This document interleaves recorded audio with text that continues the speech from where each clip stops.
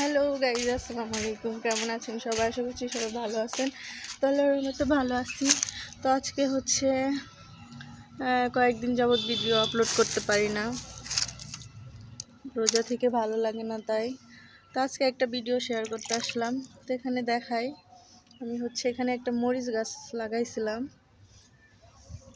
এই যে গাছটার গোড়াতে পানি দেওয়া হয় না, এখানে পাতা পড়ে কি একটা অবস্থা। আমি এখানে পানি দিয়ে দিচ্ছি।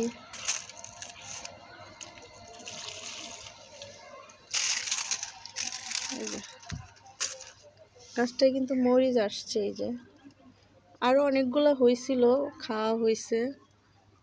তো এই যে মাশাআল্লাহ, এতটুকু গাছে কিন্তু অনেক মরিচ হয়েছে।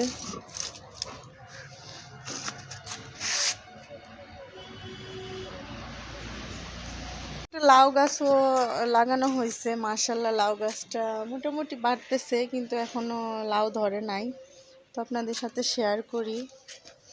তো এই যে দেখতে পারতেছেন, এই যে গাছ নেই আর কি। আর গাইস, খেয়াল করলে দেখতে পারবেন অনেক সাজনা ধরছে।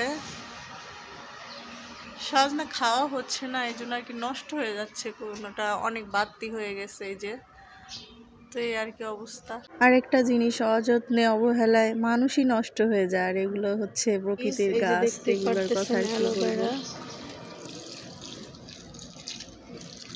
পানি দেওয়া হয় না তো এই জন্য আর কি মারা যাচ্ছিল। তো ইদানিং আবার কিছুদিন পানি দেওয়াতে একটু তাজা হয়ে গেছে। এটা কিন্তু অনেক ভরা ছিল, টপটা ভরা ছিল, কিন্তু এই যে অযত্নের কারণে নষ্ট হয়ে যাচ্ছিল, তাই সেটে ফেলে দিয়ে এগুলো আর কি আছে।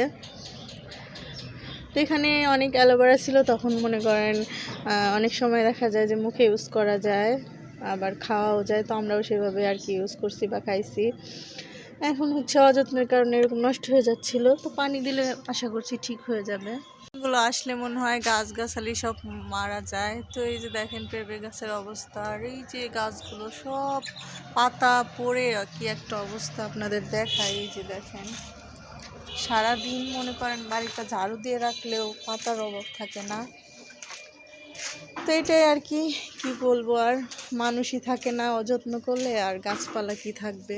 আর গাছে পানি দেওয়া না হলে যা হয় আর কি। তো আমরা যে বাসাটায় থাকি, এ বাসায় মাশাআল্লাহ অনেক গাছ, কিছুটা আমরা লাগিয়েছি, কিছুটা বাসার মালিকে করছে, লাগাইছে।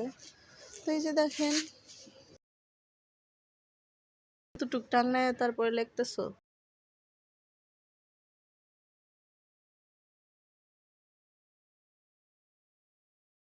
কে টাঙ্গায় দিছে?